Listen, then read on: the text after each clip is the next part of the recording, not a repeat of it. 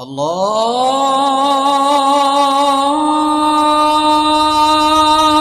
আকবার,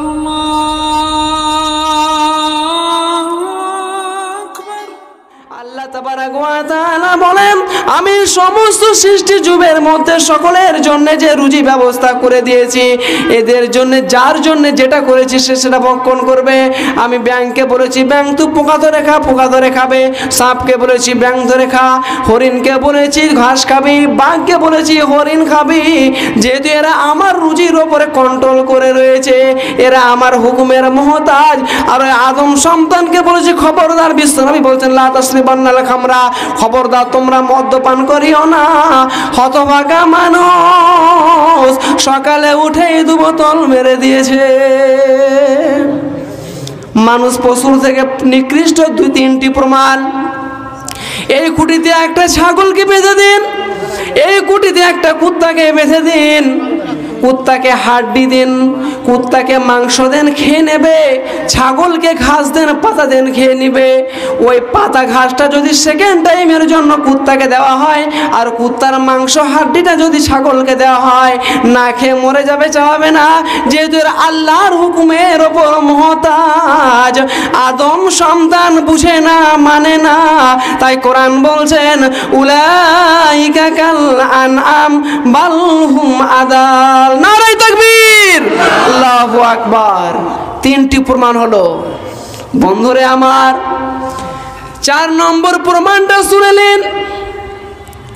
4 নম্বর প্রমাণটা শুনলে আপনার হৃদয়ের ভিতরের তালা খুলে যাবে। আল্লাহ তাবারাক ওয়া তাআলা বলছেন, সারা পৃথিবীর ভিতরে যতগুলি পশু প্রাণী আছে, এরা সকলে তার মনিবের দরজা চিনে। একটা গৃহপালিত আপনার কুকুর আছে, এখান থেকে আপনি গুমানি যাবেন, ট্রেনে চলে যাবেন, সে কুকুরটা রিটার্ন আপনার বাড়ি ফিরে আসবে। গাড়িটা মাঠে বাঁধা আছে, তাকে খুলে দেন, তাই সকাল সন্ধ্যার সময় খুলে দিলে আপনি অটোমেটিক বাড়ি চলে আসবে।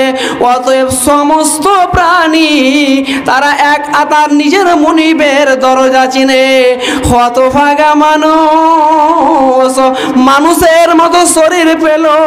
আল্লাহ তাবারাক ওয়া তাআলা বলেন, রে মানুষ, তোকে জ্ঞান দিলাম, জ্ঞানের ভান্ডার দিলাম, বিজ্ঞানী বানালাম, ট্যাক্স টলে টক্স, তুই ইউটিউব থেকে নিয়ে গুগল পর্যন্ত বানালি, নিজের ছবিকে কুয়েত জাপান জার্মান পৌঁছে দিলি। হতভাগা আমার ঘর তুই চিনতে পারলি না। এই জায়গাটা বুঝে আসলো না। তো পশুকে মানুষকে কি করে বিভাজন করব? কপালে তো লেখা নাই যে এই পশু গ্রুপ সেকশনটা কিভাবে করব, কিভাবে বিভাজন করব। কিন্তু আপনার তামা, পিতল, সোনা পাশাপাশি দেখতে একই রকম, কিন্তু কোষ্টি পাথর যখন লাগাবেন তখন রিটার্ন বলবে এটা তামা, এটা পিতল, এটা সোনা। তো অনুরূপ কে মানুষ কে পশু, কোরআনে এসে কোষ্টি পাথর তা আছে। কোথায়? সূরা বাকারায় আল্লাহ তাবারাক ওয়া তাআলা বলেন, মাসালুহুম মাসালুল লাযীনা কাফারু কামাসালিল লাযী ইয়ানিকু বিমা লা ইয়াসমাউ ইল্লা দুআআ ওয়া নিদাআ সুম্মুন বুকমুন উমিয়ুন ফাহুম লা ইয়াকিলুন। আল্লাহ তাবারাক ওয়া তাআলা বলেন, মাসালুল লাযীনা কাফারু, ওই কাফেরদের মিশাল ওই প্রাণীর মতো, কামাসালিল লাযী ইয়ানিকু বিমা লা ইয়াসমাউ ইল্লা দুআআ ওয়া নিদাআ সুম্মুন বুকমুন উমিয়ুন ফাহুম লা ইয়াকিলুন। ওই কাফেরদের মিশাল ওই প্রাণীর মতো যাদেরকে তার মাবুদ দূরে আছে ডাকলো, দুআআ ওয়া নিদাআ, দূরে কাছে ডাকলো, সে শুনেও শুনলো না, সে বুঝেও বুঝলো না, ওই প্রাণীর মতো। তাই আমার আল্লাহ বলছেন ওই পশু প্রাণীর মতো ওরা হয়ে গেছে। এই জায়গাটা একটা উদাহরণ দিলে আয়াতের তর্জমাটা চট করে বুঝে আসবে, একদম খুব হালকাভাবে বুঝে আসবে। কেমন? মাঠে রাখাল গরু চড়াই, দেখেছেন কি দেখেননি? দেখেছেন আপনারা? মাঠে রাখাল গরু চড়াই, তোর গরু চড়ছে, রাখাল আম গাছের ছায়াতে বা বট গাছের ছায়াতে বসে আছে। তো গরুটা আপনার হাজি সাহেবের বেড়া ভেঙে ফসল খেতে ঢুকছে, রাখাল এখান থেকে চিৎকার মারছে, ওই গরুটা ঘুরবে, গরুটা ঘুরবে। কথা বলেন না। আমি আগে বলি আপনাদের কথা বলাটা আমাকে চার্জ করবে। আর যারা দাঁড়িয়ে আছে ওরা বুঝতে পারবো, ওরা খুব চালাক, যে মানে দেখছি কি যে কালেকশন করতে লাগলে কেটে পড়বো, এত চালাক। এই চালাকের গল্প এলাকাতে মনে শোনানি, একটু হালকা করে শুনে দিই যে খুব চালাক ভালো নয়। কেমন? 3 চালাকে বুঝতে পারলেন ভিক্ষা করতে বেরিয়েছে, পাশে শিক্ষক সাহেব আছে, সব কথা বলতে ভয় লাগছে। তো 3-4 লাখে বুঝতে পারলেন ভিক্ষা করতে বেরিয়েছে। তো ভিক্ষা করতে বেরিয়েছে, তো দুজন অতি চালাক আর একজন সাধারণ বোকা আমার মতো, যেমন 2 সাইডে 2জন চালাক বসে আছেন, আমি এক বোকা। তো 3 চালাকে ভিক্ষা করতে করতে 2 চালাকের মধ্যে পাগল ওই বোকা চালাক একটা 10টা টাকা পড়ে পেয়ে নিয়েছে। তখন এদের কল্যাণ জোরে গেল, সুবহানাল্লাহ, পেলে তো বোকাই পেলে, হায় আল্লাহ আমরা কই পেলাম না রে, এই পেলে তো বোকাই পেলে, খ্যাপাই পেলে। তো এরা কৌশল করতে লাগলো, এই খ্যাপা তুই আগা, অনেক দূর একটু আগে হাঁট। এরা 2 চালাকের সেটিং হয়েছে যে কি করে 10টা টাকা ওর কাছ থেকে নেওয়া যায়, কি কৌশল করছে দেখেন। আবার আল্লাহকে আর ক্ষমা করে। তখন বলতে খ্যাপা শুন, তো সারাদিন তো পড়ে আসে, ভিক্ষা করতে হবে, তো এক কাজ কর, ওই 10 টাকাটা জিলাপি কিনে নে, খেয়ে দিয়ে একসঙ্গে লেগে যাবো ভিক্ষা করতে। তো খ্যাপা বলছে তাই হবে, খ্যাপা মানুষ, ঠিক আছে, তাতে রাজি। দেশে খ্যাপা তো রাজি হয়ে গেল, জিলাপি কিনে নিলে। 2 চালাক বসে যে খ্যাপাকে বাদ দিতে হবে, আবার 2জন সেটিং হয়েছে আগা। বলছে শোন, অল্প জিলিপি কে খাবে আর কে দেখবে, কাজ কর, এই গাছে বেঁধে দেবো আর সবাই ঘুমিয়ে যাব, যে ভালো স্বপ্ন দেখবে সে খাবে। তবে তাই হবে। কিন্তু এরা 2 চালাকের সেটিং হয়ে গেছে যে তুই উঠলে আমাকে উঠাবি আর তুই উঠলে আমাকে উঠাবি, যাতে করে খ্যাপা বাদ যায়। হবে এই কুবুদ্ধি আল্লাহকে আর সহ্য করে। তো এরা 2জনের সেটিং হয়ে গেছে, শুয়ে গেছে। তো ঠিক আছে, কিন্তু এরা 2 চালাকের সেটিং হয়ে গেছে, তুই উঠলে আমাকে উঠাবি আর তুই উঠলে আমাকে উঠাবি। যে ঘুমিয়ে যাওয়ার পর এক চালাক উঠেছে, বলছে উঠ উঠ উঠ, উঠেছে জিলাপি, বল আগে তুই কী স্বপ্ন দেখেছি। তখন একজন চালাক বলছে, ভাইয়া রে, আমি যখন ঘুমিয়ে গেলাম তখন ওই ফেরেশতারা আমাকে বোরাকে করে নিয়ে চলে গেল মুসা নবী যেখানে গেছিল তুর পাহাড়ে। আমি সেই তুর পাহাড়ে থেকে ঘুরতে গেছিলাম, দেখতে গেছিলাম। এবার তুমি বলো কি স্বপ্ন দেখেছ? তখন আরেকজন চালাক বলছে, ভাইয়া রে, আমি যখন ঘুমিয়ে গেলাম আমি 7 আসমান ভেদ করে আরশে মহল্লায় পৌঁছে গেছিলাম, সে আল্লাহর আরশ আমি দেখছিলাম। তখন বলছে তোর আর আমার গল্প মানে একই কম বেশি স্বপ্ন, দেখ কাজ কর, চল ভাগাভাগি করে খেয়ে নে। তাই হলো, জিলাপি পাশ দেখে জিলাপি নাই, সুবহানাল্লাহ, খেলে কে, চল খ্যাপাকে উঠা, মানে আমার পালা, বুঝতে পারলে আমাকে উঠেছে। বলছে বল, পরে হচ্ছে জিলাপির গল্প, আগে স্বপ্ন কি দেখেছিস বল। তখন খ্যাপা বলছে, ভাইয়া রে, আমি যখন ঘুমিয়ে গেলাম, ঘুমানোর সময় দেখি জাহান্নাম থেকে ওই কঠিন বিভৎস চেহারা আর ইলেকট্রিক পোলের সমান লাঠি নিয়ে এসে বলছে, খ্যাপা ওঠ, জিলেপি খা নইলে মেরে দিব, জিলেপি খা নইলে মেরে দিব। ভাইয়া রে, আমি খাইনি, কিন্তু ওর ভয়ে খেতে বাধ্য হয়েছিলাম। তখন একজন চালাক বলছে, আরে ভাই আমাকে উঠাইলি না কেন, আমিও খেতাম। ই বলছে, আরে আমাকে উঠাইলি না কেন, আমিও খেতাম। তখন খ্যাপা বলছে, তোদেরকে ডেকে ক্লান্ত হয়ে গেলাম, তোরা একজন ছিলি তুর পাহাড়ে, একজন আরশে মহল্লায়, আসবি কি করে? দেখলেন তো, অতি চালাক ভালো নয়। যারা দাঁড়িয়ে আছেন বসে যান, বিদায়ের দোয়াটা যারা নেবেন না, শুরু থেকে শেষের দোয়াটাও পাবেন না।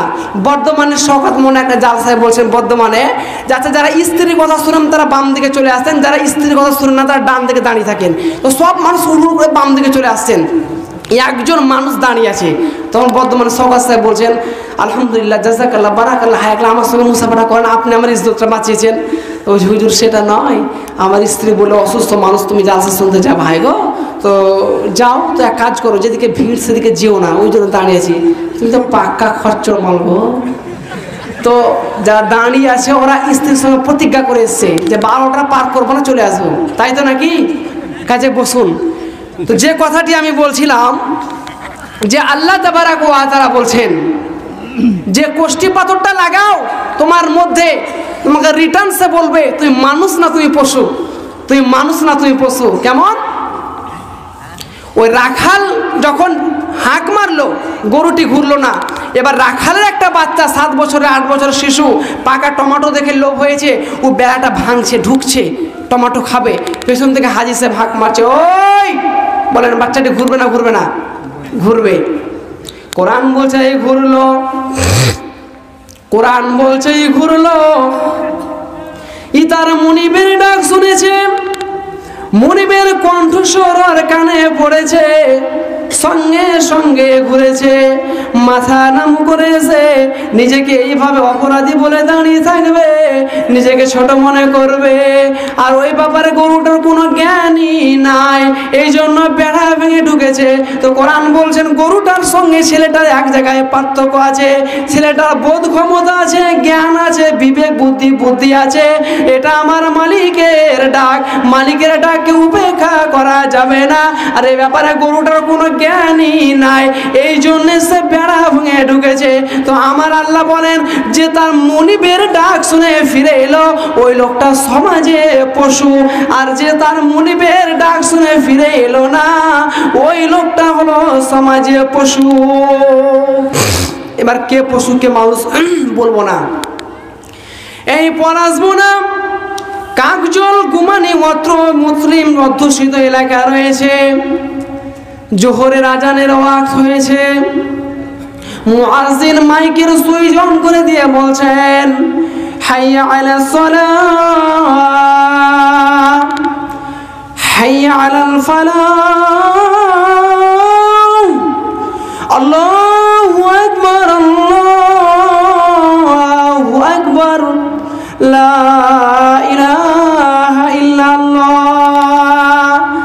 গোটা এলাকা তোলপাড় হয়ে গেল মালিকের ডাকে। আর এই ডাক শুনে যতজন লোক মসজিদে উপর হয়ে পড়ল, এরা হলো সমাজে মানুষ।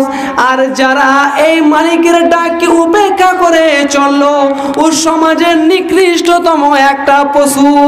ওই জন্য কোরআন বলছেন উলাইকা কাল আনআম বাল হুম আদাল ওয়া উলাইকা হুমুল গাফিলুন। আমার উপস্থাপনা শেষ, এবার বিশ্বনবীর হাদিসের দিকে ফিরে আসছি। সেটি কি? বিশ্বনবী যে 5টি জিনিসকে ওসিয়ত করে গেছেন, এর একটা খুব সুন্দর জুড়ি লুকানো ছিল এই আয়াতটার মধ্যে। ওই জন্য আমি গেছিলাম। তো আল্লাহ তাবারাক ওয়া তাআলা বলছেন তোমরা পশু হয়ে গেছো, পশুত্ব ভেবে তোমরা দুনিয়ার বুকে বিচরণ করছো। প্রথম নাম্বার কারণ তুমি আমাকে মানো না, দ্বিতীয় নাম্বার তুমি আমার আইনকে মানো না, তৃতীয় নাম্বার তুমি আমার রুজিকে, হালাল রুজি তোমাদের জন্য যেটা আমি নির্দিষ্ট করে দিয়েছি সেটাকে উপেক্ষা করে তোমরা হারাম রুজির পেছনে ছোটো কেন? একটা কুত্তা পর্যন্ত আল্লাহ রুজির বাইরে ভক্ষণ করে না। আর আজকে আল্লাহ রসুল মুআজ বিন জাবালকে যখন ইয়ামান দেশে পাঠালেন, 10খানা উৎসব করলেন, তার মধ্যে এ কথাও বললেন যে লা তাসরিবান্নাল খামরা, মুআজ খবরদার তুমি মদ্যপান করিও না। আজকে হতভাগা মানুষ সকালে উঠেই 2 বোতল মেরে দিয়েছে। কারণ একটা উপন্যাস শোনা, এই জায়গাটাই উপন্যাস, ইতিহাস নয়। মাতাল রাস্তায় একদম পরিপূর্ণরূপে আনলিমিটেড খেয়ে চলে এসছে, আউকাও করতে করতে বাম দিকের পা ডান দিকে, ডান দিকের পা আউকাও করতে করতে বাড়ি এসেছে। বাড়ি এসে তালা খুলছে, উপন্যাস বলছি এটা আপনাদেরকে, সাগর ছেঁচা মানিক বই পড়েছি। তো ওই মাতাল তালা খুলছে, তো তালাটা আর খুলতে পারছে না, উল্টাভাবে চাবিটা পড়ছে। তখন তার বিবি বলছে আমাকে দাও, তো বলছে সালি। আচ্ছা কি ডিসব্যালেন্স চলছে বলেন তো? পারছে না। পরবর্তীতে উপুর হয়ে পড়ে গেল। এবার একটা বাড়ি এসছে কুকুর, কুকুর বলে একটা প্রাণী আছে দেখবেন, ও পেশাব করার আগে শুঁহে দেখে জায়গা কোথায় পেশাব করা যায়, আঙ্গিনায় চিত হয়ে পড়ে আছে। কুকুরটা শুঁহে দেখছে গাছতলা, জামতলা, বেলতলা, ওসরা, আঙ্গিনা, কোনো জায়গায় চয়েস হচ্ছে না। আর মাতালের মুখে যখন নাকটি দিয়েছে, সুবহানাল্লাহ, এত সুন্দর জায়গা জীবনে পাওয়া যায়নি। মুখে দেখেছে এত সুন্দর সেন্ট, আর ওই ঠ্যাং তুলে মেরেছে। বিবি ওসরা থেকে বলছে হায় আল্লাহ, শেষ পর্যন্ত তুমি কুত্তার মুখ খেলে। ওই মাতাল বলছে এই সালি চুপ কর, বাজারে খেয়ে এসেছি ওটা 60 মার্কের, এটা খাচ্ছি 80 কুত্তা মার্কের, তাও আবার ম্যানুফ্যাকচার টু কাস্টমার, সরাসরি ফ্যাক্টরি থেকে নাড়া দেবে। আর এর যৌবনকে একবার কে কেড়ে নেবে? বার্ধক্য যখন তোমার এসে যাবে, বিশ্বনবী বলছেন সাবাবাকা কাবলা হারামিকা, এই যৌবনটাকে তুমি নিয়ামত মনে করে নাও বার্ধক্য আসার আগে। যখন তোমাকে বার্ধক্য গ্রাস করবে, সারা জীবন তাহাজ্জুদ পড়ে মসজিদে মাথা ঠুকে ঠুকে তুমি কোনোদিন আর সেই যৌবন ফিরে পাবে না। প্রথম নাম্বার, যৌবনের আবার দুইটি বিভাগ। বাংলাদেশের ডাক্তার নুরুল ইসলামের দুইটি বিভাগ করেছেন। একটি যৌবনের নাম চাপা, আর একটি যৌবনের নাম উগ্র। আল্লাহ তাবারক ওয়া তাআলা উগ্র যৌবন পুরুষকে কেন দিলেন আর নারীকে চাপা যৌবন কেমন দিলেন? আমি কিছু কথা ইনকমপ্লিট বলবো, বুঝে নেবেন।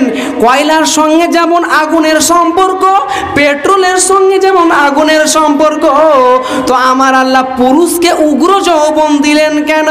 এর উগ্র যৌবন দেওয়ার পেছনে কারণটা কি? আমার আল্লাহ সূরা তাওবায় তার 8খানা গুণ বর্ণনা করছেন।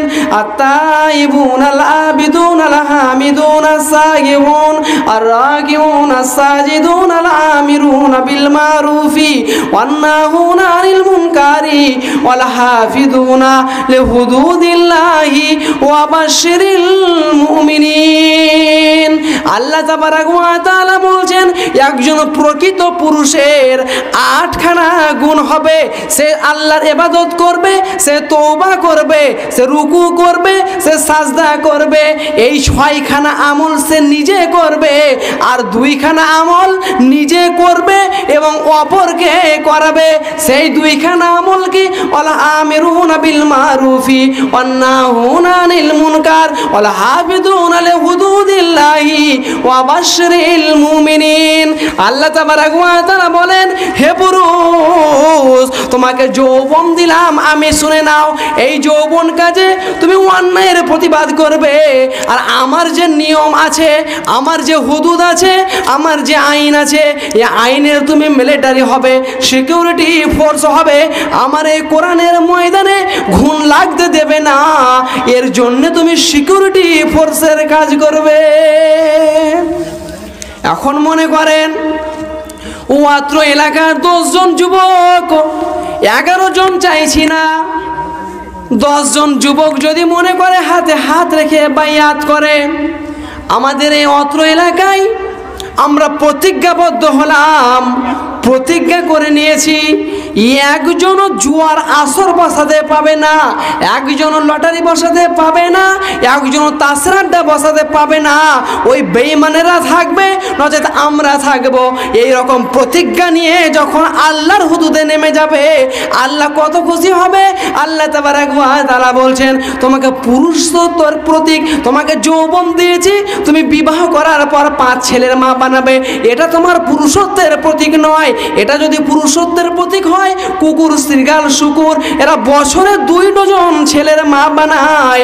অতএব মা বানানোটা পুরুষত্বের প্রতীক নয়। তোমাকে যৌবন দিয়েছি, তুমি ভালো কাজে এগিয়ে আসবে, আর আল্লাহর হুদুদকে পুরা করার জন্য মন প্রাণ সহকারে তুমি বাইয়াত করবে। নাম্বার 1 ক্লিয়ার করলাম। এবার মহিলাদেরকে আদায় করতে হবে, কোটার দিকে একটু টাচ করে দিন মনে হয়। এবার মহিলাকে চাপা যৌবন দিল কেন? আমি খুব সংক্ষেপে, সময় অভাব, 2-3জন বক্তারা ভালো ভালো বসে আছে, খুব সংক্ষেপে আমি তাফসীর করছি। তো এবার মহিলাকে চাপা যৌবন কেন দিলে আল্লাহ তাবারক ওয়া তাআলা? আল্লাহ বলেন, এর পেছনে আমার কি ক্যারিশমা শুনে লাও। আমি মহিলাকে চাপা যৌবন কেন দিলাম? এই চাপা যৌবন দেওয়ার পেছনে কারণটা কি? আমার আল্লাহ বলেন, এই মহিলা পদ্মার মাল, এরা টিউবের জাত, এরা ভিতরে থাকবে। এদেরকে উগ্র যৌবন দিলে এরা মাঠে ঘুরে বেড়াবে, এদের দ্বারা সংসারের কাজ হবে না। এর জন্য আমি এদেরকে চাপা যৌবন দিলাম। এদেরকে ধৈর্য ধারণ করতে হবে। পুরুষ বিদেশে চলে গেছে কর্মক্ষেত্রে, বিভিন্ন কাজকর্মে, অতএব এই জন্যে তাদেরকে আল্লাহ তাবারক ওয়া তাআলা চাপা যৌবন দিয়েছেন। এই জন্য আল্লাহ তাবারক ওয়া তাআলা চাপা যৌবন দিয়েছেন মহিলাকে। মা বোন আমার, এই জায়গাটা একটু ধীর মস্তিষ্কে শুনুন। আপনার যৌনাঙ্গের কতটা দাম, আপনার যৌবনটাকে আপনি কোনভাবে কাটাবেন। আল্লাহর নবী বলছেন লা তাকুমুস সাআতু ফিল আরদি ক্বালা আল্লাহ, অতদিন পর্যন্ত দুনিয়া ধ্বংস হবে না, অতদিন পর্যন্ত সূর্য উঠবে, হাওয়া বইবে, নদী চলবে, মৌসুমে ধান হবে। কতদিন? যতদিন পর্যন্ত এক আল্লাহর বান্দা খালেস নিয়তে আল্লাহ আল্লাহ বলে ডাকনেওয়ালা থাকবে, আল্লাহ ওই লোকটার দিক মানে তাকিয়ে গোটা পৃথিবী ঠিক রেখে দেবেন। তো আল্লাহওয়ালা ব্যক্তিটা কোথা থেকে আসবে? যখন পৃথিবীর ভিতরে এমন কোন মা দিনদার ইমানদার তার যৌনাঙ্গের হেফাজত করেছে, তার যৌনাঙ্গের আপনার হেফাজত করে দুনিয়ার বুকে চলেছে, তার যৌবনকে সঠিকভাবে সঠিক জায়গায় ব্যবহার করেছে, ওই ফ্যাক্টরি থেকে আল্লাহ তাবারক ওয়া তাআলা ওলি আউলিয়া পয়গম্বর পাঠিয়েছেন। ওটা এত দামি ফ্যাক্টরি, বিশ্বনবী বলছেন ওইটা যদি তোমরা হেফাজত করো তাহলে ওই জায়গা থেকে আল্লাহ ওলি আসবে, আর আল্লাহ ওলি আসার কারণে সারা পৃথিবী ঠিক থেকে যাবে। আল্লাহর নবী বলছেন, সম্মানীয় উপস্থিতি, তো যৌবনটা হচ্ছে একটা আল্লাহর দেওয়া উপহার, আল্লাহর দেওয়া নিয়ামত। কখন? বার্ধক্য আসার আগে, যখন বয়স আপনার 46 হয়ে যাবে, 40 ক্রস করবে, কতগুলো মরণ সঙ্গী রোগ আপনাকে গ্রাস করবে, আক্রমণ করবে, মরণ সঙ্গী রোগ। তো এই যৌবনটা একটা আল্লাহর দেওয়া উপহার। এখন আপনি এই বয়সে মসজিদে গিয়ে উজু করতে পারছেন, এখন শীতে পারছেন, তখন গ্রীষ্মে পারবেন না। এই যৌবন অবস্থায়, যৌবনকালে যে কাজ করছেন, আল্লাহ তাবারক ওয়া তাআলা বলছেন একটা যুবক ফরজ নামাজে যতটা নেকি পায়, হালাল রুজির জন্যে মার্কেট করবে ততটাই সে নেকি পাবে। তো যৌবনটা একটা আল্লাহর দেওয়া উপহার। তবে কতদিন? বার্ধক্য আসার আগে। বার্ধক্য যখন এসে যাবে, আপনার গবদুনকে ধরে বার্ধক্যে ভরে দেবে, তখন দ্বিতীয় চান্স আপনি মাথা ঠুকলেও আর যৌবন ফিরে পাবেন না। নাম্বার 1 গেল। 2 নাম্বার, বিশ্বনবীর ওসিয়তটা শুনলেন। আল্লাহর নবী পরিষ্কার বলছেন, সে আয়াতাকা কাবলা সুকমিকা, মা আমার, বোন আমার, ভাই আমার, বোতলে একটু পানি ভরেন। আল্লাহর নবী বলেন, সে আয়াতাকা কাবলা সুকমিকা, হে মা আমার, বোন আমার, পলাশ বোনার খ্যাতি সন্তান। বিশ্বনবী বলছেন সুস্থ শরীরটা একটা নিয়ামত বলে মনে করে নাও অসুস্থ আসার আগে। সুস্থ শরীরটা একটা নিয়ামত মনে করো অসুস্থ হওয়ার আগে। কারণ যখন তোমাকে রোগে ধরে নেবে, সুস্থ শরীরে তুমি যেভাবে চলাফেরা করেছো, যেভাবে উঠা বসা করেছো, তখন তুমি আর পারবে না, তখন তোমার পেছনে কেউ আর ফিরে দেখবে না। অথচ বিশ্বনবী বলছেন সুস্থ শরীরটা একটা নিয়ামত বলে মনে করে নাও রোগা হওয়ার আগে। এবার 3 নম্বরটা শুনলেন। 3 নম্বরে বিশ্বনবী বলেন, ফারাগাকা কাবলা সুগলিগা। বিশ্বনবী বলছেন, এই জায়গাটা কত সুন্দরভাবে বিশ্বনবী বলছেন। বিশ্বনবী কি বলছেন শুনলেন? হে পৃথিবীর মানুষ, তোমরা সময়টাকে একটা নিয়ামত মনে করে নাও, সময়টাকে একটা বড় নিয়ামত মনে করে নাও। টিক টিক টিক টিক করে চলতে আছে, এ কারোর জন্য ওয়েট করে না। আচ্ছা মনে করেন এতগুলো লোক আমরা এখানে বসে আছি, উদাহরণটা ভালো করে শুনবেন। সকল মানুষকে এখান থেকে প্রশাসন নিয়ে গিয়ে আপনার রাঁচি সেন্ট্রাল জেলে আমাদেরকে বন্দি করলো, আর ঘোষণা হলো রাষ্ট্রপতি থেকে নিয়ে সর্বদল সম্মতিক্রমে আমাদের ফাঁসির সিদ্ধান্ত হলো, ফাঁসি দেবে। তবে কাকে কখন দেবে এরকম সময় নেই, যাকে ইচ্ছা হবে নিয়ে যাবে, একের পর এক, একের পর এক, আজ একটা কাল দুটা, পাল একটা, পরশু একটা, কোনোদিন নিল না, এইভাবে নিয়ে যাবে। কোনো মানুষ আনন্দে বাস করতে পারবে? পারবে না। শেখ সাদি আলাইহির রহমাকে একজন প্রশ্ন করছেন যে আসসালামু আলাইকুম, কেমন আছেন? বলছে ফাঁসির আসামি যেমন থাকে। বলে কেন? তো বলছে আমার সামনে কত মানুষ মরছে আসছে, আমরা তো ফাঁসির আসামি। আল্লাহ ফাঁসির অর্ডার ঘোষণা করেছেন, কুল্লু নাফসিন যায়কাতুল মাউত, মরতেই হবে।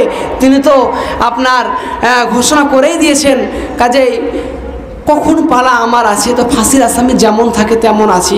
তো বিশ্বনবী বলছেন সময়টাকে একটা নিয়ামত মনে করে নাও। আর একটা উদাহরণ দিলে বুঝতে পারবেন। এটা একটা গাছ, এটা একটা গাছ, এটা একটা ডাল। তো এই ডাল ধরে আমি ঝুলছি, নিচে একটা ক্ষুধার্ত বাঘ একদম দাঁড়িয়ে আছে, আর ডালের দু সাইডে দুটি ইঁদুর কটকট কটকট করে কাটছে। এখন কাকে ভয়, বাঘটাকে না ইঁদুরকে? একবার মুখ খুলেন মহব্বতের সঙ্গে, একবার মুখ খুলেন। এখন কাকে ভয়, ইঁদুরকে না বাঘকে? ইঁদুরকে। ইঁদুরকে। যদিও গাছের ডাল ধরে ঝুলে বাঁচবো মনে করে, ইঁদুর কিন্তু সময় দিচ্ছে না। তো এখন মনে করেন এই গাছটা পৃথিবীর কোনো আম গাছ, জাম গাছ, অর্জুন গাছ, কাঁঠাল গাছ নয়। আমরা যেই গাছে চেপে আছি সেই গাছটার নাম হচ্ছে আয়ু নামক গাছ। আর রাত আর দিন দুই ইঁদুরে পালাক্রমে কাটছে।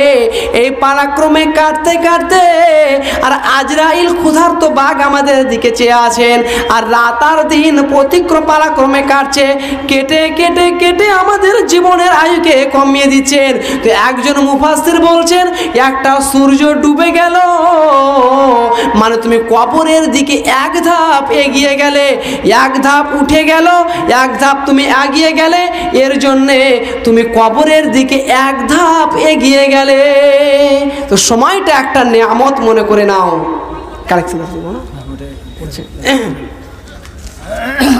তো বলার তো অনেক কিছু আছে, বুঝতে পারছেন।